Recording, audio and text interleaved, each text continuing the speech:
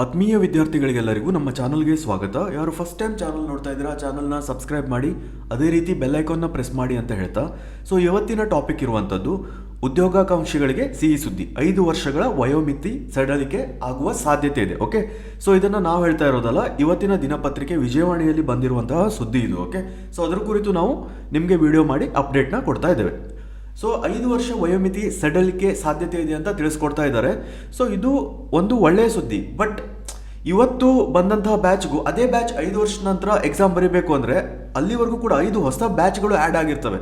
So ಅದರಿಂದ ಏನಾಗ್ತದೆ, competition ತುಂಬ ಡಿಫಿಕಲ್ಟ್ ಆಗುವ ಸಾಧ್ಯತೆ ಇದೆ.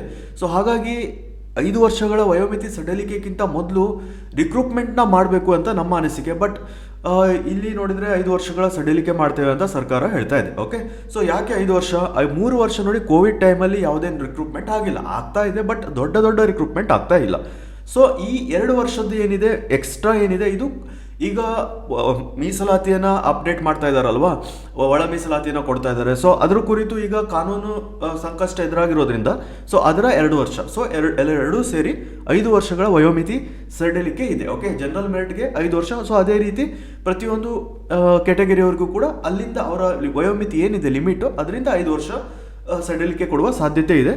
ಸೊ ಪೊಲೀಸ್ ಕಾನ್ಸ್ಟೇಬಲ್ನಿಂದ ಗೆಜೆಟೆಡ್ ಪ್ರೊಬೇಷನರಿ ಹುದ್ದೆಗಳವರೆಗೂ ಕೂಡ ಇದು ಅನ್ವಯವಾಗುವ ಸಾಧ್ಯತೆ ಇದೆ.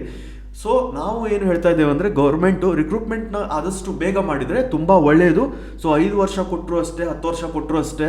ಬಿಕಾಸ್ ಏನಾಗ್ತದೆ, ಹೊಸ 5 ಬ್ಯಾಚ್ ಆ್ಯಡ್ ಆಗೋದ್ರಿಂದ it will be very difficult for, ಈಗ ಹೇಗಾಗಿದೆ ಅಂದರೆ, ಫಾರ್ ಎಕ್ಸಾಂಪಲ್ ಈಗ ಹೊಸ ಕಾರ್ಗೂ ಕೂಡ 5 ವರ್ಷ ಉಪಯೋಗಿಸಿರುವ ಕಾರ್ಗೂ ಕೂಡ ತುಂಬ ಡಿಫ್ರೆನ್ಸ್ ಇರ್ತದೆ, ಮೈಲೇಜಲ್ಲಿ ಆಗಿರ್ಬೋದು, ಪ್ರತಿಯೊಂದರಲ್ಲೂ ಆಗಿರ್ಬೋದು. ಸೊ ಆ ರೀತಿ ಆಗುವಂಥದ್ದು. ಸೊ ಹಾಗಾಗಿ ದಯವಿಟ್ಟು ರಿಕ್ರೂಟ್ಮೆಂಟ್ನ ಮಾಡಲಿ ಅಂತ ನಾವು ಸರ್ಕಾರಕ್ಕೆ ಕೋರ್ತಾ ಇದ್ದೇವೆ. ಓಕೆ, ಧನ್ಯವಾದಗಳು, ಶುಭ ದಿನ.